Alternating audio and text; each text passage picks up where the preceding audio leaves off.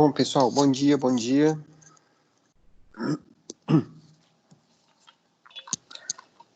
Bom Tá me dia, ouvindo? professor. Ah, tá. A internet está bem ruim hoje, né? Então vamos começar. Já iniciou a gravação, já está gravando a tela, tá? Quando eu entro, já coloco para gravar a tela. E aí hoje a gente vai comentar sobre qual sessão? Sessão 2.2, tá? Eu já falei para vocês de técnicas básicas de cirurgia.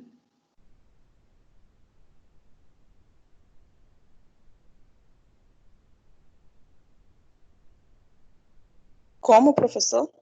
Eu já falei para vocês sobre técnica básica de cirurgia, a parte de diérese e exérese. Acho que já comentou alguma coisa. Tá, porque isso tá na minha cabeça, que eu já tinha falado sobre isso. E aí agora que vem aparecer no livro de vocês. Uma outra parte.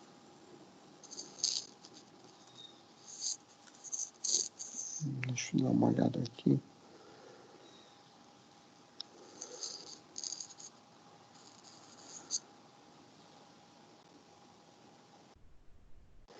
E o restante do pessoal, cadê?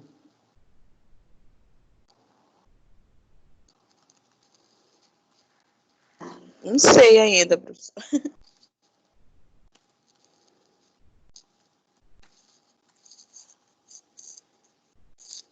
Mas aí foi passado lá no grupo, né? O link.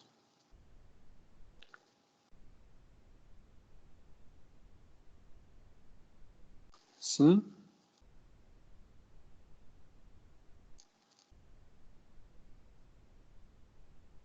Sim, professor, tá lá no grupo o link, sim. Foi agora pela manhã.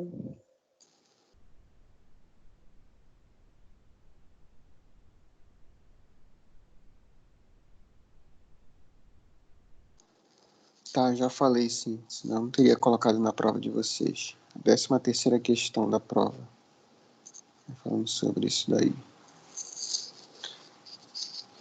Eu lembro que eu já comentei com vocês a parte de retalhos também.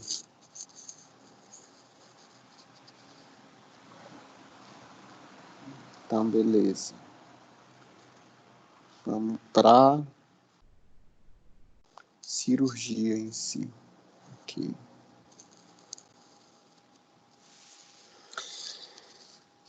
Então, deixa eu compartilhar minha tela aqui com vocês.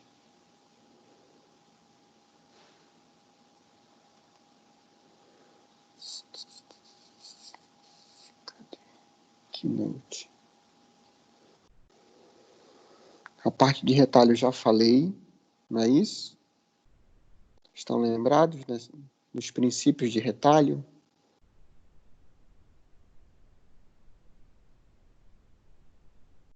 Sim, sim. Ok. Então vai ficar a parte de exodontia em si. Estão vendo aí a minha tela?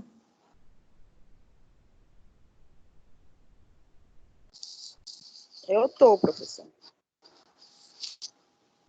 Ok. Vamos lá, então. Ó, então, essas seriam algumas situações em que tem a necessidade de se fazer extração dentária, tá? Então, ó, no caso de doença periodontal agressiva, severa, ok? No caso de anquiloses, né? Nesse caso aqui, a gente tem uma anquilose de um elemento dentário descido, tá? E observa o seguinte, observa que esse espaço, a via alveolar, tá? Ela é menor do que a amplitude, do que a divergência dessas raízes, tá? Então, nessa situação aqui, ó, vai ficar inviável esse elemento dentário sair por via alveolar. Necessariamente, a gente vai ter que fazer o quê? A osteotomia e a odontosecção para fazer a remoção desse elemento dentário, tá? Outras situações, então, dentes com grandes lesões de cariosas, propensos à fratura durante a extração. Então, a gente já tem como se antecipar a essa situação aqui, ok? Já tem como se antecipar essa situação por conta do exame radiográfico. A gente tem que ter, então, o exame radiográfico antes de fazer toda e qualquer cirurgia, tá? E por conta também, olha, dessa dilaceração radicular aqui, ó. Isso daqui pode nos dar uma dor de cabeça, isso daqui pode nos dar um problema. Então, antes de fazer a cirurgia, a gente já tem que ter um planejamento, a gente já tem que ter na cabeça o que a gente vai fazer, um passo a passo, ok?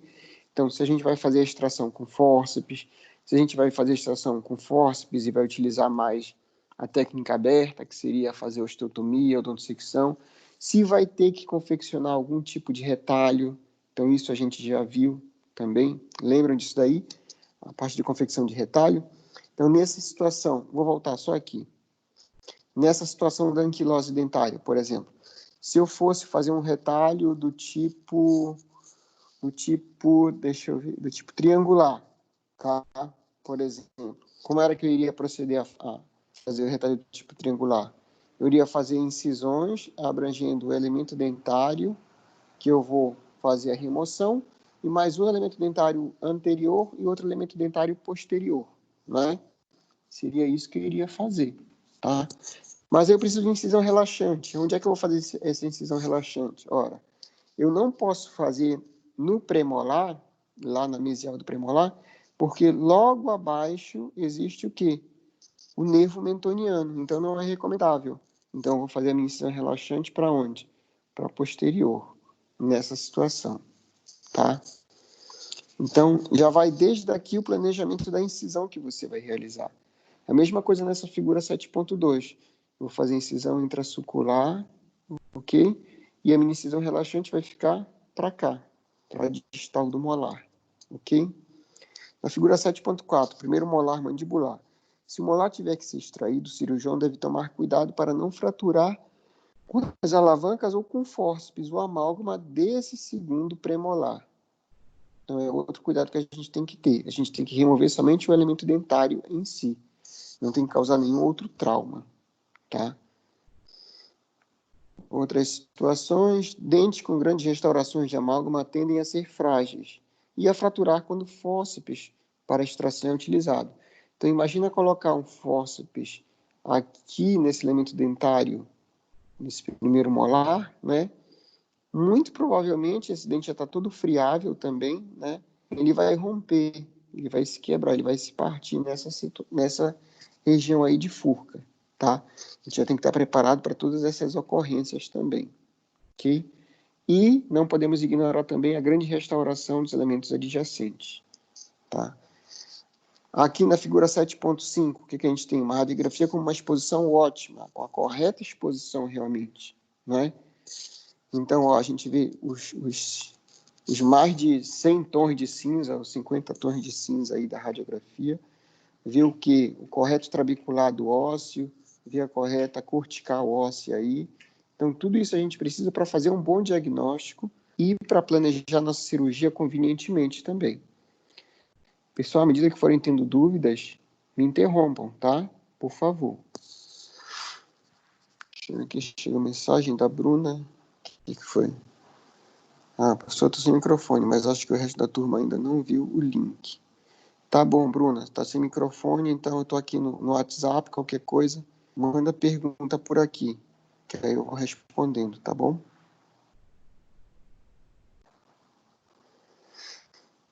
Vamos lá. E se entrar alguém aí, como eu estou com a tela, eu não estou lá na sala, se entrar mais alguém aí, vão verificando aí me dá um toque, que eu paro a transmissão da tela, volto lá, adiciono a pessoa, tá bom? Então, vamos lá. Os corretos tons de cinza. Aqui. 7.6. Os molares maxilares imediatamente adjacentes ao seio maxilar representam um risco aumentado de exposição ao seio. Então, algumas situações podem ocorrer aqui. Primeiro, eu posso remover esse elemento dentário de forma satisfatória, mas olha o que a gente vê aí. Eu vou delimitar a parede do seio de azul, tá bom? Vamos lá, delimitando a parede do seio. Então, ó, essa é a parede do seio. Então, dá para a gente notar aí o quê? que a raiz desse elemento dentário está dentro do seio maxilar. E em estando dentro do seio maxilar, no momento da remoção desse elemento dentário, eu vou produzir o quê? Uma comunicação bucosinusal, ok? Tenho que estar preparado para isso. Esse é o meu primeiro pensamento, só olhando a radiografia, ok? E o meu segundo pensamento é, esse dente ele pode não sair, tá? Ele pode acontecer o que com ele? Ele pode ser expulso para dentro do seio maxilar. Eu vou perder o dente dentro desse seio maxilar, provocando o quê? Uma complicação da cirurgia. Tem que ter em mente essas duas situações. Então, para eu não expulsar o elemento dentário para dentro do seio maxilar, eu tenho que produzir o mínimo de força possível, ok? Tenho que ter cuidado com isso daí. E eu tenho que remover, e em removendo, tenho que dar conta de resolver outro problema, outra comunicação que é inerente, ok? Que é a comunicação bucosinusal, a comunicação do seio maxilar com a cavidade oral. E aí, lá na frente, tem a parte de complicações, a gente vai falar mais especificamente sobre isso. Mas aqui já fica no radar logo de vocês que pode haver essas duas complicações. No mínimo, vai haver uma, né? Que é durante a remoção, ok? Aqui na figura 7.8, antes da extração de premolares que necessitem de um retalho cirúrgico, é essencial saber a relação do forame mentoniano com o ápice radicular. Note, então, a área radiolúcida próxima ao ápice do segundo premolar, tá? Que representa o forame mentoniano. Então, algumas pessoas desavisadas poderiam ver essa área radiolúcida ou poderiam interpretar essa área radiolúcida como uma patologia, tá? Então, por isso que é importante a interpretação radiográfica também. Aí, na figura 7.7, molares mandibulares que se encontram próximo ao canal alveolar. Então, ó, isso tudo. Eu vou delimitar também o canal alveolar aqui. Isso, com certeza, vai ser objeto de parestesia, ok?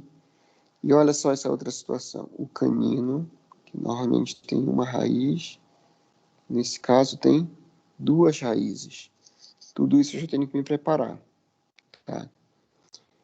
Esse molar aqui, que da figura 7.10, vou só riscar onde seria o canal. 1, 2, 3, 4 raízes. E olha a divergência dessas raízes, né? Olha, né, a figura 7.2, há outras situações que a gente tem. Hipercementose, ok? Mas não só a hipercementose, mas como a gente tem, olha, uma possível comunicação com o seio maxilar. Então, isso tudo tem que ser observado também, ok? Olha só a dilaceração da raiz desse incisivo, ok?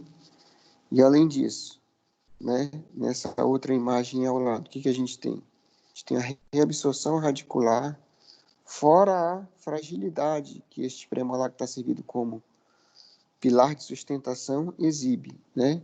E o elemento dentário aqui, que está incluso. Então, tudo isso a gente tem que pensar no momento da cirurgia. Como é que a gente vai fazer, ok? Na 7.14, o que a gente tem aqui, ó? Reabsorção radicular interna. O que vai ocasionar isso?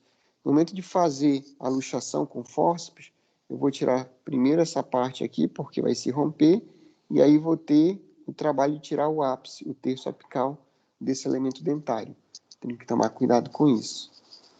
E na 7.15, eu tenho o elemento tratado endodonticamente. Os elementos tratados endodonticamente, eles são bem complicados, bem desafiadores de serem removidos, porque no momento que o elemento dentário é tratado endodonticamente, o espaço do ligamento periodontal diminui, então eu tenho muito menor espaço para fazer essa movimentação, ok? E além disso, o elemento dentário como um todo, ele se torna mais friável, ele se torna mais quebradiço.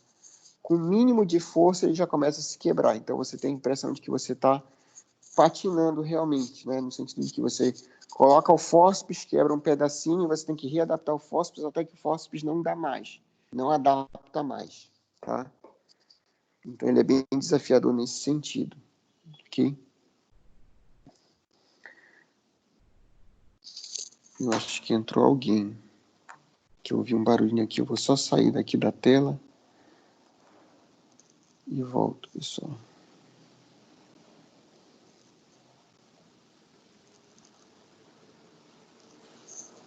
Não, não entrou ninguém.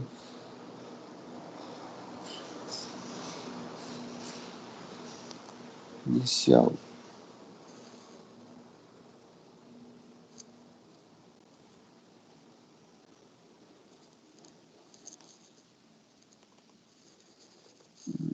Keynote. Ok. Então, ó, na figura 7.16, novamente, dizendo da radiolucidez periapical. Então, o cirurgião dentista deve estar ciente antes da extração para permitir o tratamento apropriado. B. Né? Na figura B, a radiolucidez periapical ao redor do premolar mandibular representa o forame mentoniano. O cirurgião dentista ele deve estar ciente, deve estar atento que isso não é uma condição patológica. A lâmina dura intacta é percebida em B, mas não na figura A. Tá? Então, na figura A, a gente... Oi, pode falar. Está passando? Não está Todo, aparecendo aqui. Não está aparecendo ainda? Não, senhor. Depois que o senhor saiu, não. Bora ver se vai aparecer agora. Voltou a aparecer? Não, não. Deve ser a internet, eu acho, então. Deixa eu parar a transmissão novamente.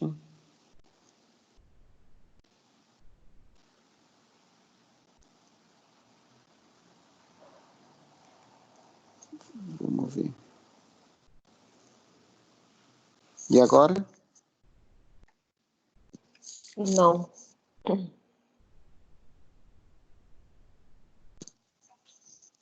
Vamos dar um tempinho, ver se aparece.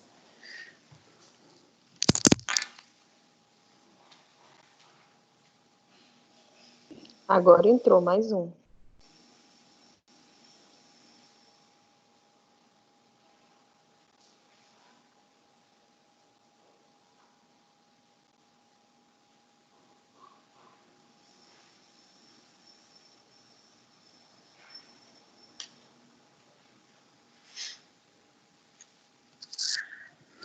Apareceu? Não, professor, não sei se é só comigo, mas não. Bruna, me responde aí se está aparecendo para ti, Bruna. Agora deu. Tá Apareceu ótimo. agora? Tá. Então, ó, nessa figura 7.16 está falando o seguinte, ele está falando da exposição, né, da correta interpretação. Então, na figura A, a gente nota somente uma radiolucidez no ápice, ok? E aí não nota a lâmina dura. Então, isso quer dizer o seguinte, que em A a gente tem a lesão, realmente, ok? E na B a gente tem o forame mentoniano, realmente, tá? Então, isso tem que ser dada a correta interpretação. Posicionamento para fazer a remoção do elemento dentário, ok? Aqui a gente tem um posicionamento sentado, tá? Em relação a isso, questão de relacionamento, eu não indico o posicionamento sentado para quem está iniciando, ok?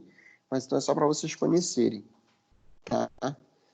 Então, nesse posicionamento de sentado, olha só, o paciente ele fica totalmente deitado, tá? E o cirurgião dentista ele pode se posicionar tanto atrás do paciente, quanto ele pode se posicionar ao lado. Se ele se posicionar atrás, observa como é que está a mão dele, olha. A palma da mão está apreendendo o fórceps virando para cima, ok? Se ele estiver do lado, a palma da mão dele está apreendendo o fórceps virado para baixo, tá? Então, esse seria o primeiro posicionamento, o cirurgião dentista, o operador sentado e o operador em pé.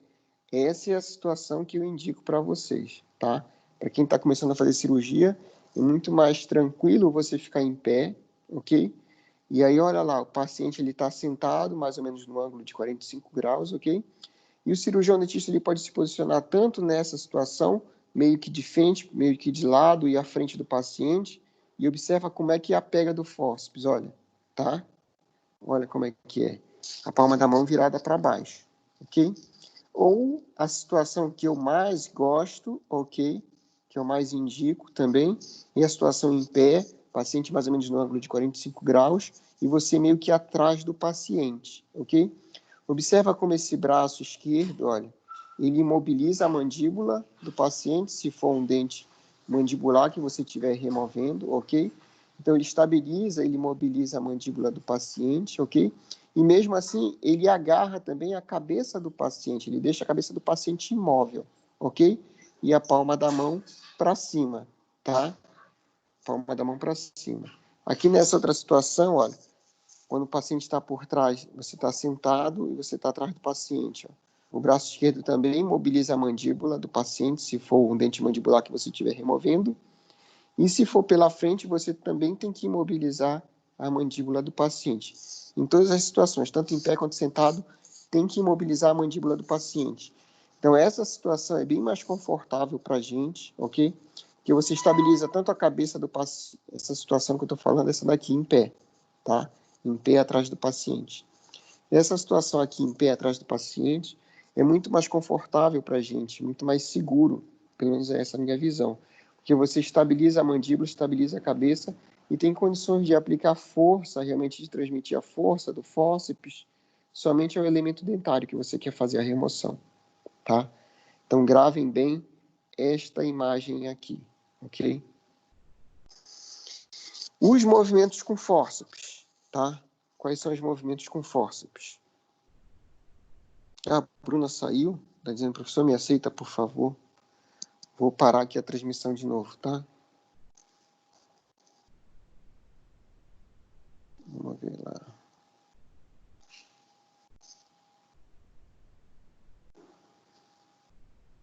Pronto, acho que aceitou a Bruna agora. Aí, Bruna. Vou voltar agora aqui.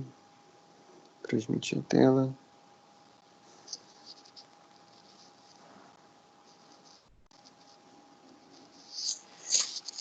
Ok. Então, vamos lá. Movimentos com os fórceps, ok?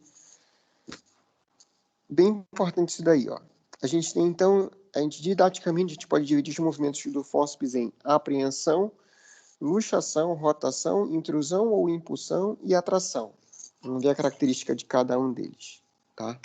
Então, ó, aqui seria um resumo, ok? A luxação vai ser a movimentação lá do vestibular, lingual ou palatino, essa movimentação, ok? Essa aqui vai ser a luxação. A impulsão, então, vai ser você pressionar a raiz desse dente contra as fibras do ligamento periodontal, contra o alvéolo realmente, para romper essas fibras, ok? Não só romper essas fibras, mas o dente ele vai servir como para alargar toda essa tábua óssea aqui também, ok? A gente tem o que também? Movimento de torção ou movimento de rotação. Aí só dá para fazer em elementos dentários unirradiculares, ok? E aí a tração propriamente dita, né? Que seria o movimento de você puxar realmente o elemento dentário para fora do alvéolo, tá? Então, todos os fórceps, eles têm umas pontas ativas, ok? E aí elas agem como uma cunha para expandir o osso alveolar e desloca o dente em direção oclusal. Então, naturalmente, quando você faz a apreensão correta, ok? O mordente, ok? A ponta ativa do fórceps, ele já vai provocando essa força aqui, ó, uma atração. Tanto é que se você pegar um elemento dentário que esteja com doença periodontal severa, no momento que você colocar o fórceps e fazer a apreensão, o dente pula para fora do alvéolo. Porque naturalmente o fórceps ele já dá essa força, durante a apreensão, ele já dá essa força de tração, de puxar o dente para fora do alvéolo. Ok? O que a gente tem que observar também? O correto posicionamento. Um dos primeiros movimentos é a apreensão. Então a gente tem que fazer essa apreensão de forma correta. Ok? Aqui mostrando também essas setas vermelhas é a direção da força que está sendo exercida, ok? Então, no momento que você coloca o fórceps aqui, que você encaixa, faz a apreensão corretamente, olha, a própria ponta ativa do fórceps ela já se encarrega de quê? De fazer essa expansão da tábua óssea, tá? A extração nada mais é do que a expansão da tábua óssea, ok? O que a gente tem que pensar é que a gente não vai tirar o dente, a gente vai fazer o quê? A expansão da tábua óssea. Se a gente fizer a expansão da tábua óssea de maneira adequada, consequentemente, então, vai ser natural que o dente saia. Então, é isso que a gente tem que pensar quando a gente vai fazer extração. É isso que eu digo, pessoal, que a gente tem que pensar. A gente não tem que ficar afobado em tirar o dente. A gente tem que ficar pensado em quê? Em fazer a expansão da tábua óssea. corretamente com fórceps. E aí vai ser consequência natural o elemento dentário ser removido, tá?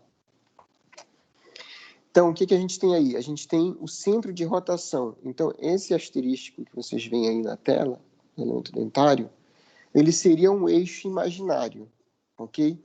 E aí, esse é um fundamento que vocês têm que ter, que tem que gravar bem isso daí, ok? Esse eixo imaginário, ele vai dizer, ao redor desse eixo imaginário, o elemento dentário ele vai rotacionar, vai rodar. Então, nessa figura aqui, tanto na figura A quanto na figura B, eu coloco o meu fórceps, ok? Apreendo o meu fórceps, faço a apreensão, e no momento que eu estiver fazendo um movimento de luxação vestibular palatino, por exemplo, esse dente ele vai rotacionar ao redor desse eixo, ok? Desse pontinho aí, desse asterístico, ok? Então, fica fácil pensar o seguinte, ó. Se eu fizer uma apreensão incorreta, ok? Se eu fizer essa apreensão, deixa eu desenhar de azul aqui. Se eu fizer essa apreensão, por exemplo, aqui, ok? Se eu fizer essa apreensão onde está esses pontos azuis, ok? Esse meu eixo de rotação, ele vai ser deslocado em direção coronal, porque ele vai acompanhar aonde o elemento dentário vai ficar preso pelo fórceps, ok? E em deslocando, aí vai ficar esse ponto azul aqui, que seria o eixo de rotação. E em deslocando em direção coronária, maior a possibilidade de fratura eu vou ter nesse elemento dentário, ok? Maior a possibilidade de fratura. Aí eu vou desenhar de verde aqui, uma outra situação. Eu vou apreender o mais apicalmente possível, que é esse fundamento que a gente tem que gravar. No momento da apreensão, a gente tem que apreender o mais apicalmente possível. Tem que adaptar o fórceps o mais próximo do ápice possível. E por que isso daí? Vou desenhar de verde aqui. Ó. Imagina que eu apreendo aqui, já na metade da raiz. Tá?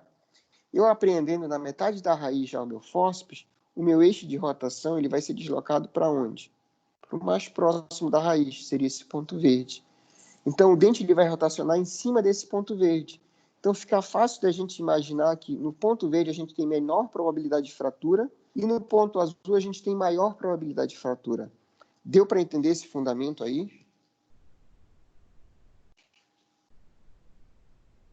Deu sim, professor. Ok. Bruna, dá o feedback aí no AT. Deu para entender esse fundamento?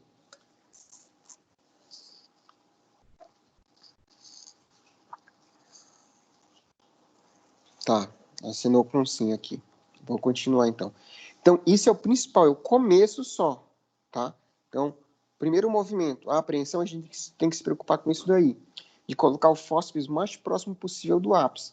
Ah, não está dando para colocar nessa posição aqui na verde. Então, você vai começar como se fosse essa posição da figura B, ok?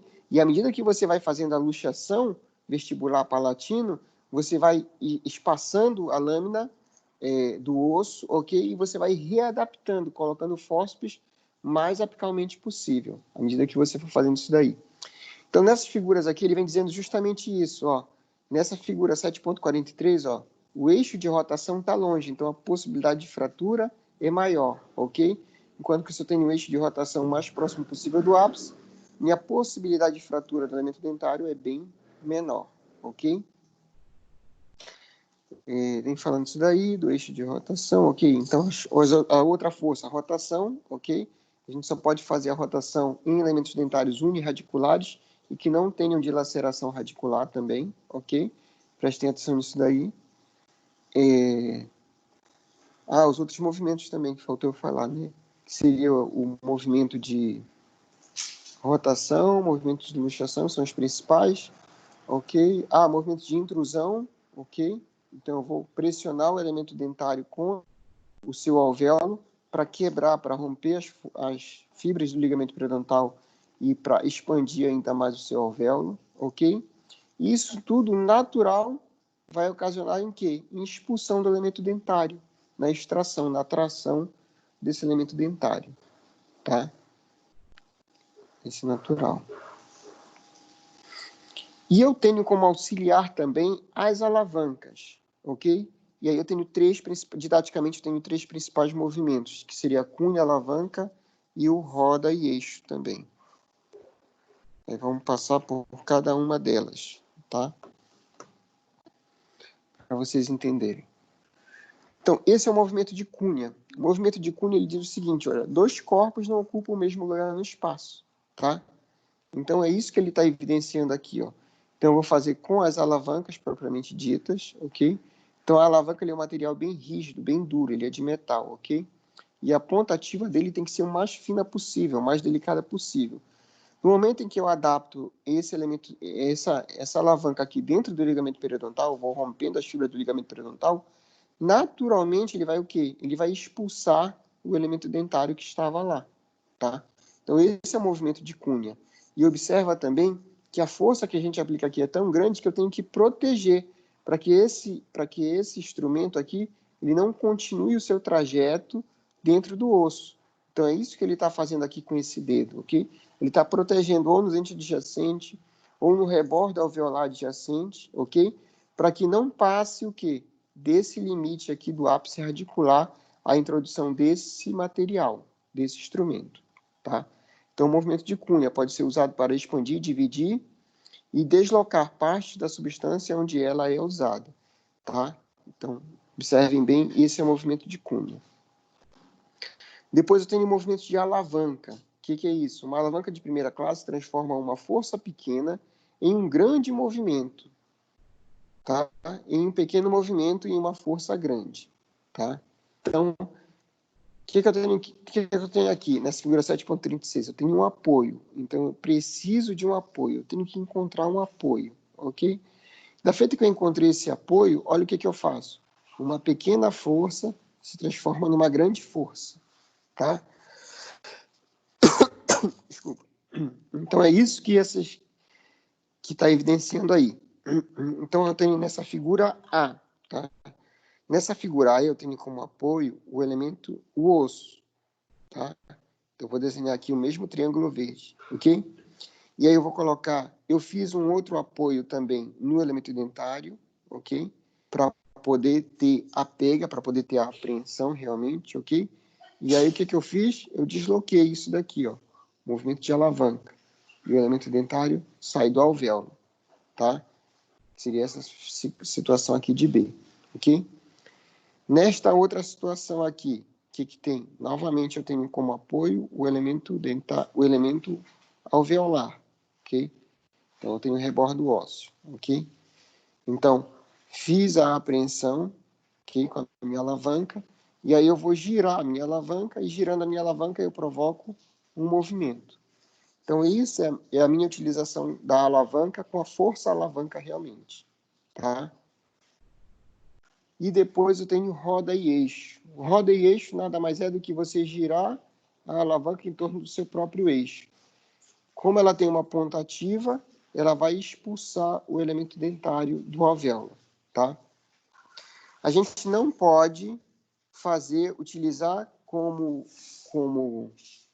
força de alavanca o elemento dentário adjacente, porque toda ação corresponde a uma reação. No momento que eu uso o elemento dentário como alavanca, como ponto de apoio, o ligamento periodontal desse elemento dentário que não deveria ser removido, ele vai sofrer também. Então, você pode provocar uma anquilose nesse elemento dentário. Então, por isso que a gente não utiliza, ok?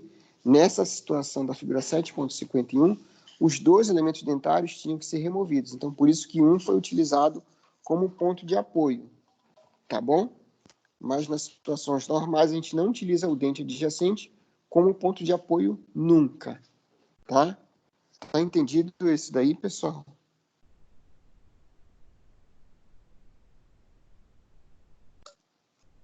Tá sim. Ok.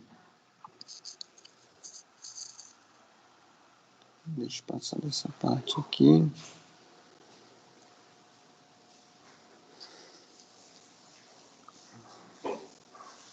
Depois eu vou dar um dever de casa para vocês. Um retalho.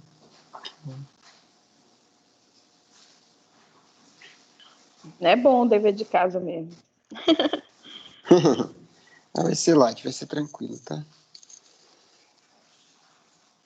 Aqui, essa imagem.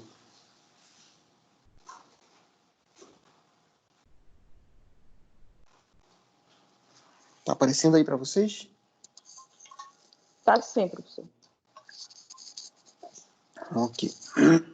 Então, ó, aqui ele está utilizando a alavanca como cunha, realmente, tá? Então, ó, ele vai pegando a alavanca e vai introduzindo ao redor de todo o ligamento periodontal, ao redor de todo o elemento dentário.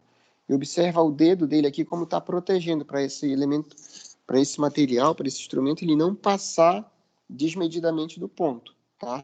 Observa o retalho que ele fez aqui do tipo envelope também, não é? Observa isso daí. E em dado momento, ele não conseguiu mais fazer a remoção por essa técnica simples aqui.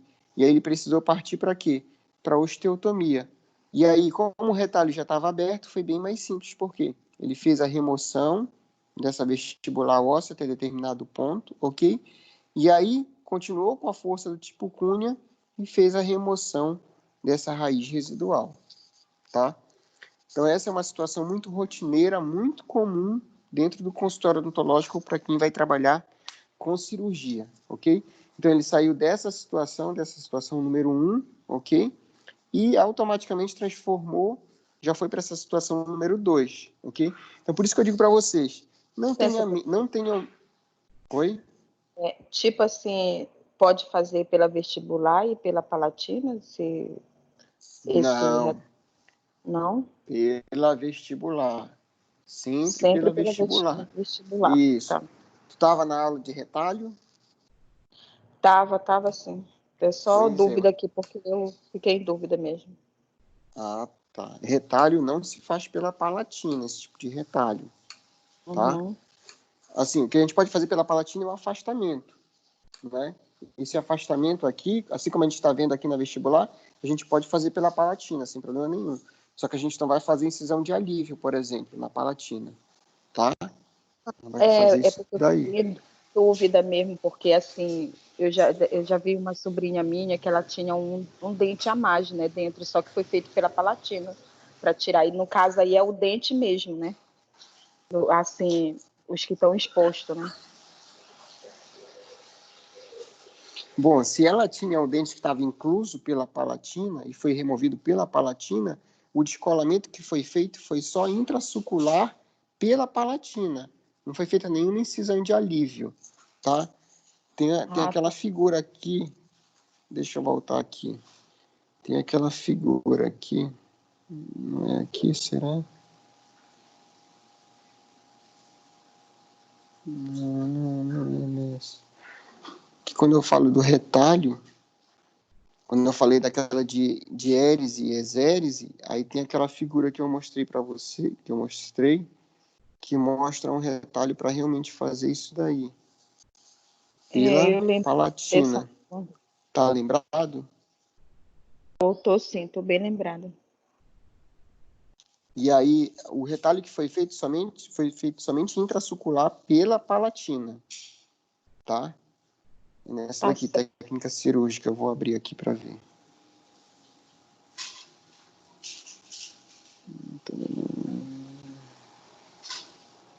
Aqui, ó.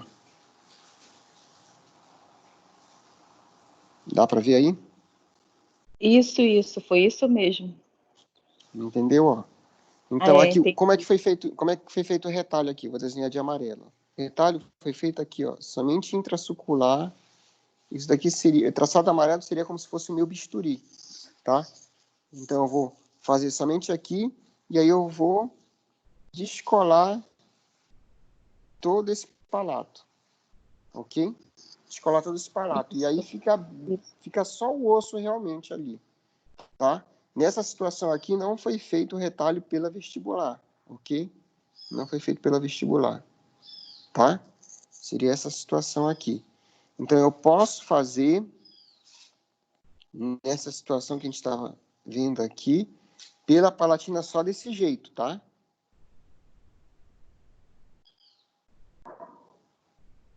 Pronto. Tá, Posso fazer entendi agora e isso. tirei minha dúvida. Ok, isso daí, tá? Aí dá para ir imaginando, né? Como é que faz.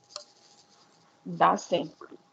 E aí eu digo para vocês que é bom abrir o retalho, porque facilmente você pode transformar essa situação, número 1, nessa situação número 2, ok? Então, você pode ir de uma para outra rápido, assim, só virar, pegar a broca, desgastou o osso, já transformou a situação 1 numa situação número 2. Então, você não tem por que ficar se amarrando, se complicando, ou demorando nessa situação aqui. Você viu que não vai sair por essa situação número 1, já parte logo para a situação número 2, tá? Então, por isso que muita gente, às vezes, tem medo de fazer cirurgia, de fazer extrações. Por quê? Por conta de não saber os fundamentos do retalho, de ter medo de incisar, de ter medo de cortar o osso, e é a coisa mais natural e que mais facilita o nosso trabalho, tá? Então, essa situação aí. Então, aqui, e aí, ó, outra situação, que é muito comum também.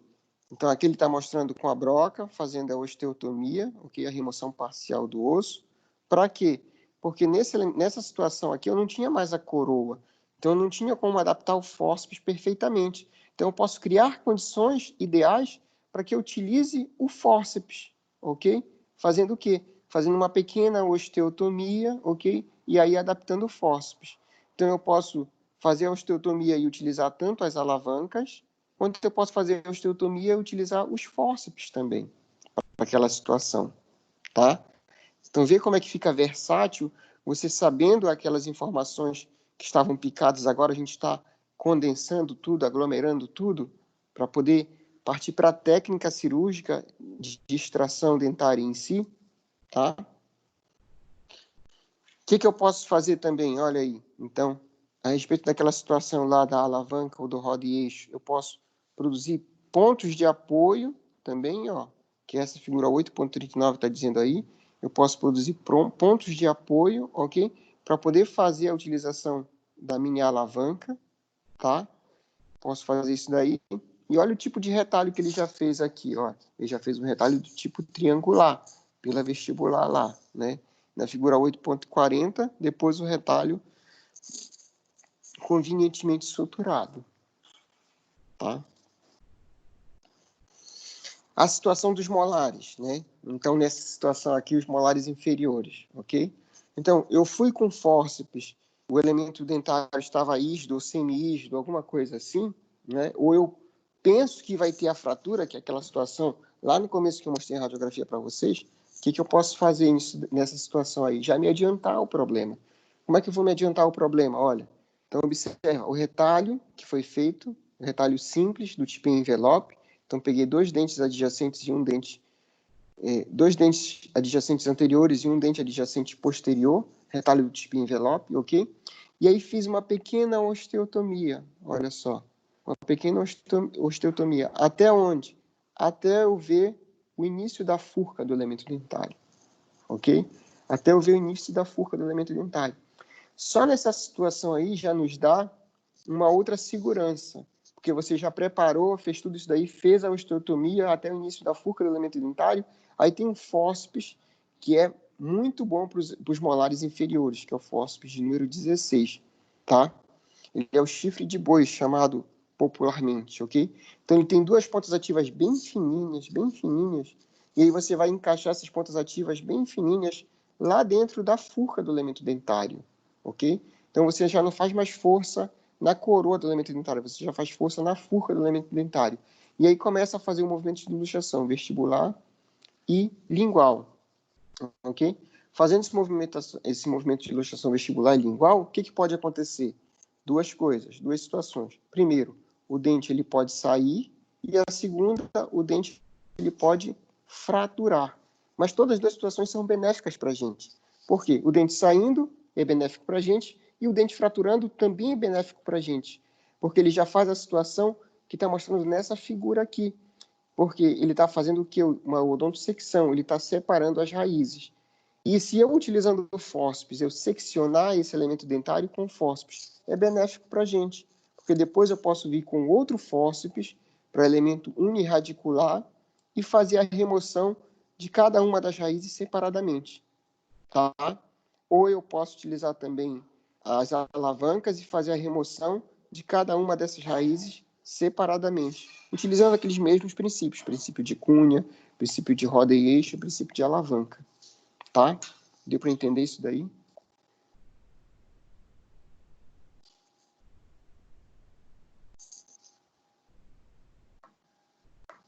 Sim? Deu para entender, pessoal?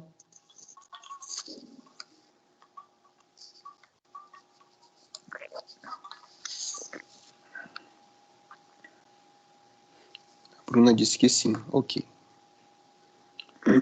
Então, ó, aquela radiografia lá daquele elemento dentário descido que estava anquilosado é essa sequência desse caso clínico aqui, tá? Então, ó, a situação inicial. Como é que a gente nota? A gente nota primeiramente pela anatomia, né? E pela infraoclusão também, né? Que esse elemento dentário está anquilosado. E radiograficamente a gente também sondou isso daí.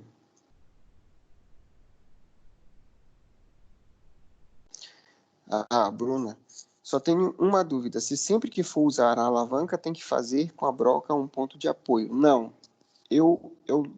Assim, são raríssimas vezes que eu faço. Eu estou falando disso para vocês porque está mostrando aqui no material, na figura, ok? São raríssimas vezes que eu faço ponto de apoio no elemento dentário. Se eu for utilizar a alavanca como roda e eixo e a alavanca propriamente dita, eu tenho que ter um ponto de apoio, ok? Normalmente esse ponto de apoio é o osso alveolar. Ou se o dente que está do lado tiver que ser removido, eu uso o dente do lado que tem que ser removido como ponto de apoio, ok? Então, eu tenho que encontrar algum ponto de apoio para fazer o movimento, ok? Mas em produzir pontos de apoio no elemento dentário, eu raramente uso isso daí, raramente, tá bom? A Bruna que perguntou. Então, voltando ao caso clínico, ok? Então, verifiquei que esse elemento dentário ele está em infraoclusão, né? Radiograficamente também.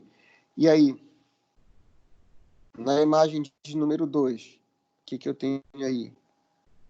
Imagem número 2, eu tenho a confecção do retalho, então ele fez um retalho do tipo em envelope, tá? Então eu vou delimitar aí o retalho do tipo em envelope. Pegou aqui, aqui e aqui, ok? Afastou esse tecido, esse que está no número 2.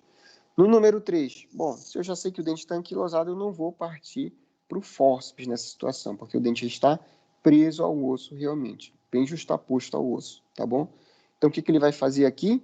Ele vai partir para odontosecção, então ele vai seccionar esse elemento dentário. E aí, radiograficamente, eu sei que tem duas raízes, uma mesial e a outra distal, então eu vou seccionar nesse sentido o vestíbulo lingual, ok? Depois que ele fez a secção dessas raízes, aí sim ele foi com uma alavanca, ó, foi com uma alavanca, e aí fez a remoção de cada um dessas raízes, tá? E nota aqui também que esse dente ele não podia sair só por fórceps via alveolar, né? Porque as raízes dele, vou desenhar aqui, eram divergentes, então não ia dar para sair por essa forma. Então, por isso que se optou por fazer também a odontosecção, tá? Então, ó, ele removeu primeiro a porção mesial, ok? E aí a porção distal ele deslocou com a alavanca, mas fez a remoção final com um fórceps, tá? E aí a ferida cirúrgica após a remoção, tá? Seria isso daí. Então, outras formas, outras possibilidades, né, de se fazer isso daí, ok? Então, nessa possibilidade aqui, o que ele está fazendo? Ele está pegando o dente inferior e aí ele está fazendo a odontosecção somente de uma raiz, ok? Está fazendo a osteotomia somente de uma raiz, fez a osteotomia, está fazendo a odontosecção somente de uma raiz e deixando o outro complexo junto, que seria uma coroa e uma das raízes, tá? Uma coroa em uma das raízes. Depois ele vem e aprende com fórceps, faz a remoção desse conjunto, ok?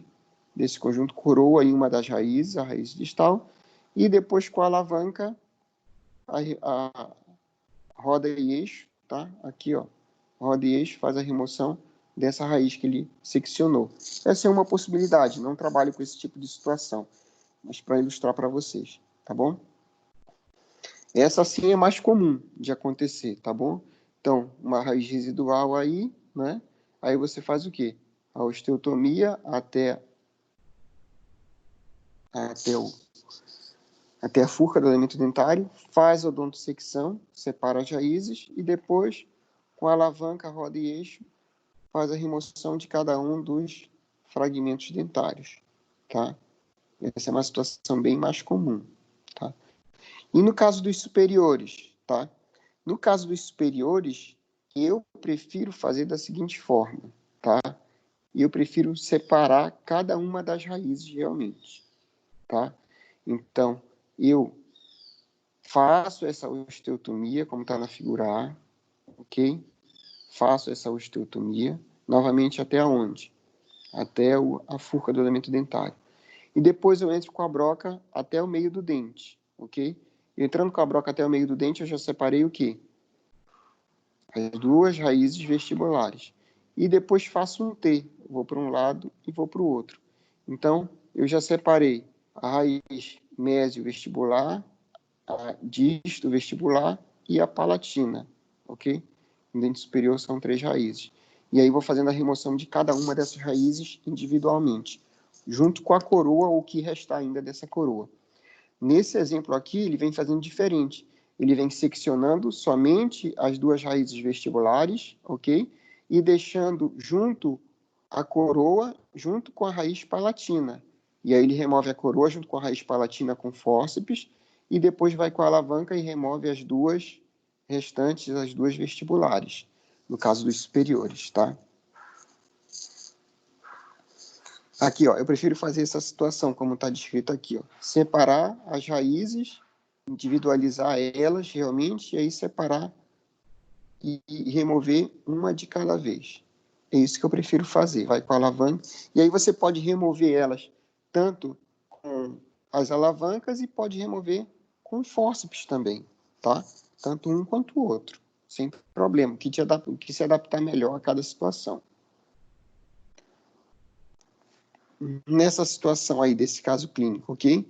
Esse paciente precisava fazer uma reabilitação e optou-se por fazer uma reabilitação implante suportada, total. Então, ele precisava fazer a remoção de todos os elementos dentários aí, tá? Então, foi feita a anestesia, a incisão, que está nesse 2 aqui, a incisão que está nesse 2. Aqui no 3, já preparando o deslocamento do retalho, ok? No 4, ainda mais o deslocamento desse retalho, ok? 4, né? 4, 5, 6, 7, 8, 9. Então, na 5 aqui, depois de remover todos os elementos dentários, ele vai então com o alveolótomo, ok? Então, esse instrumental aqui, o alveolótomo, ele vai fazendo a regularização dessas espículas ósseas, tá? Que ficam entre o dente e outro. Então, ele vai aplanando isso daí, ok?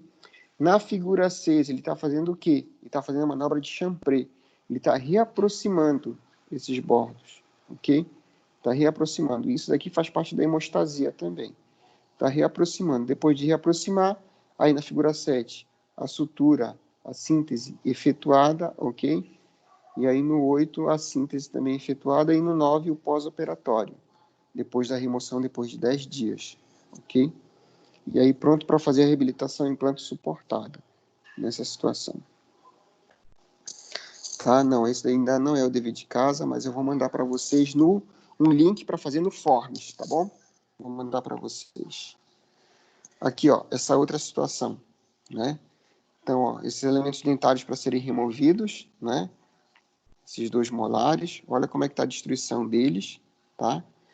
Olha como é que está o ligamento periodontal desses dentes aí, tá? E aí, foi utilizado tanto fórceps, ok? Quanto as alavancas, principalmente as alavancas nessa situação aqui das raízes residuais, porque não tinha, estava muito friável realmente, não tinha mais como adaptar o fórceps, cada vez que ia adaptando o fórceps ia fraturando ainda mais, ok?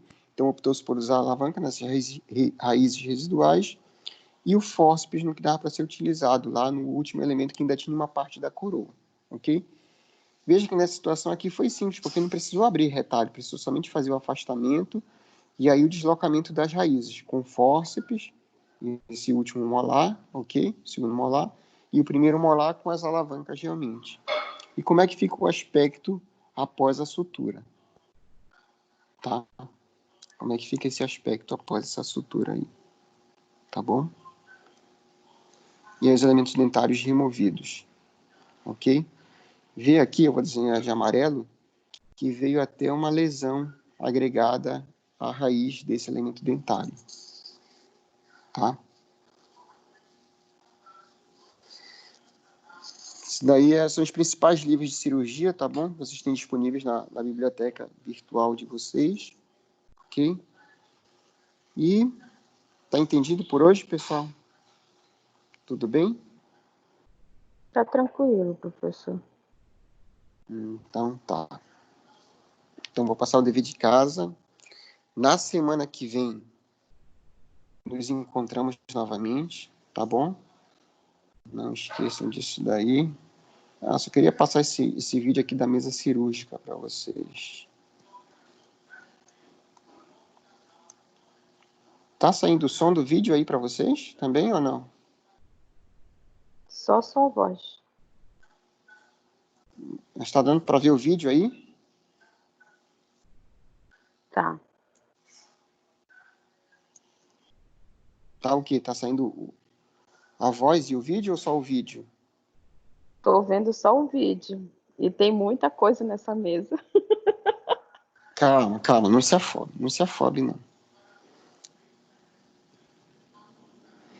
Aí onde ela está colocando a mão é a diérese e a separação do tecido. Então, nota que ela tem uma organização lógica, essa mesa cirúrgica, tá?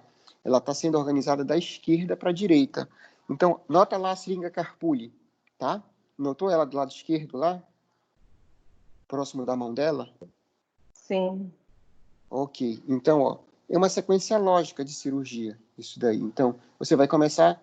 Cirurgia você vai começar com o quê? A cirurgia em si, fora a parte da antisepsia, né?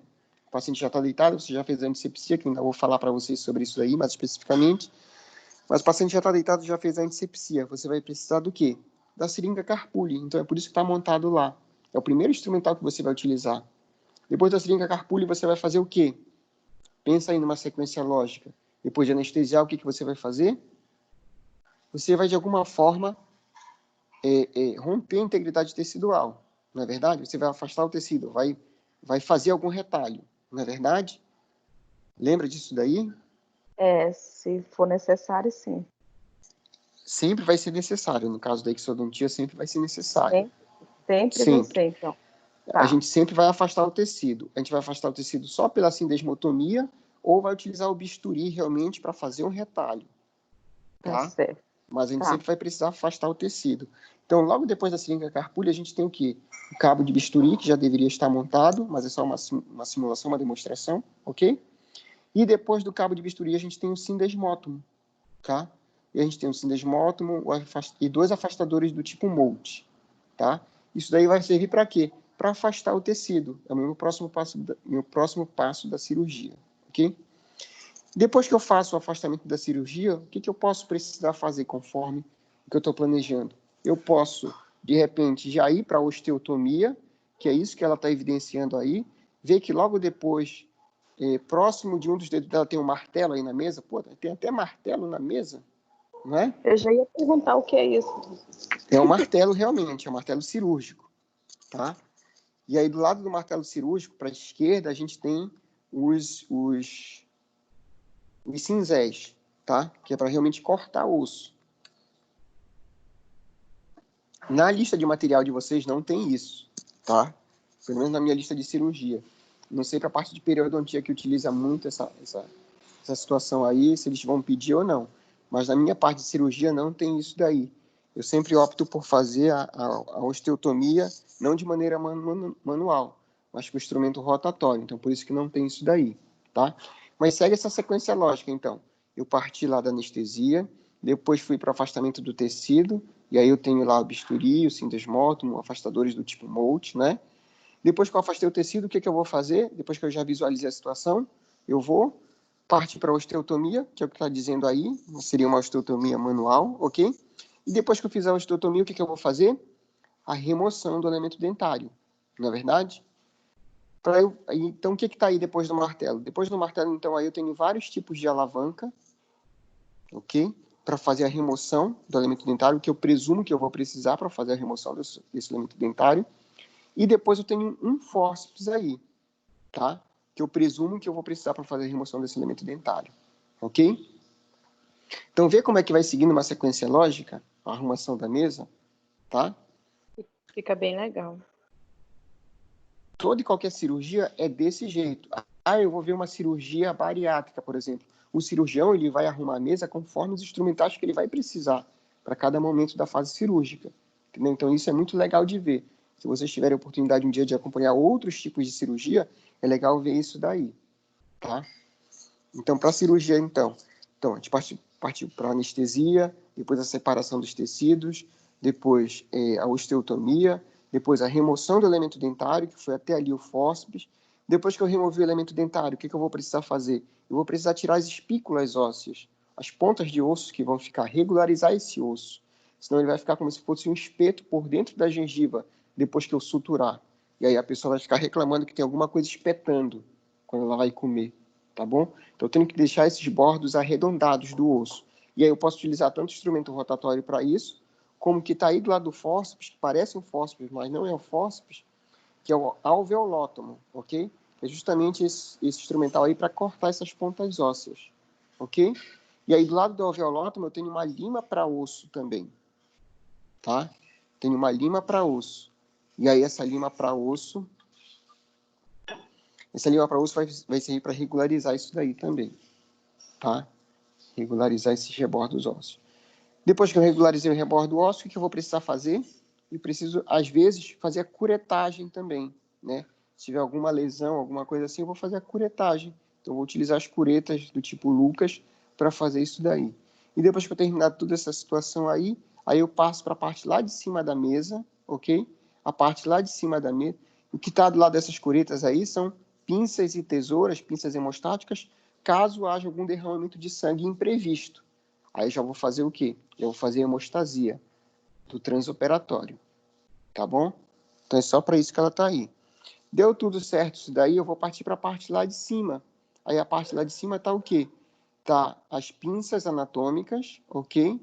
E tá as pinças que eu vou precisar para fazer a síntese do tecido, ok? Tá as pinças que eu vou precisar fazer a síntese do tecido. Então é assim que é organizada a mesa cirúrgica, tá? Fica bem didático, né? Fica bem uma sequência passo a passo. Esses instrumentos que estão aí no meio da mesa, só para falar para vocês, tá bom? E esse que está bem no meio da mesa aí, o afastador Minnesota, é esse afastador que está na lista de vocês. Então, dá para utilizar ele de diferentes formas, ok? Esse outro que está do lado esquerdo em cima é o Farabeuf, não tem na lista de vocês, ok? E esse que está embaixo é o afastador de língua, não tem na lista de vocês também, esse eu não pedi, ok? No meio da mesa, do outro lado, eu tenho uma pinça Bacaus, tá bom? Que é uma ponta ativa somente para prender os campos, para isso que é utilizada a pinça Bacaus. E logo em cima eu tenho uma pinça Alice, ok? Que é para remoção de corpos estranhos, ok? Para isso que serve essa pinça, para isso que ela está aí, tá? Então, deu para entender a arrumação da mesa cirúrgica? Como que fica bem simples olhando por esse aspecto? E aí, uma outra coisa que a gente tem que fazer é conhecer cada instrumental nosso, né?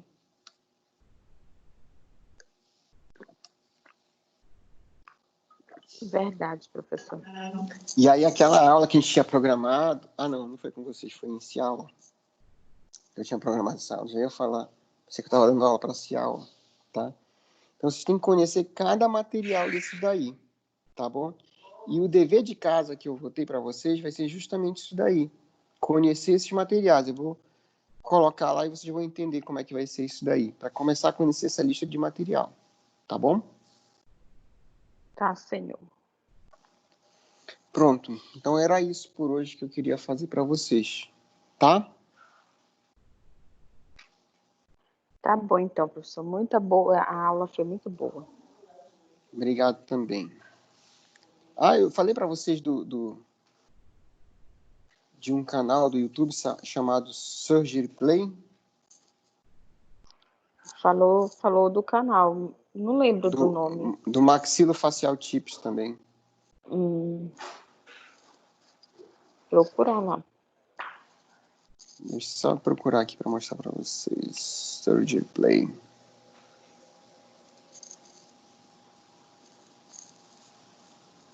Não. Tá, é esse canal mesmo, Maxilofacial Tips, tá? Então, deem uma olhada lá nesse canal, que ele tem bastante coisa relacionada à cirurgia, bastante interessante, tá?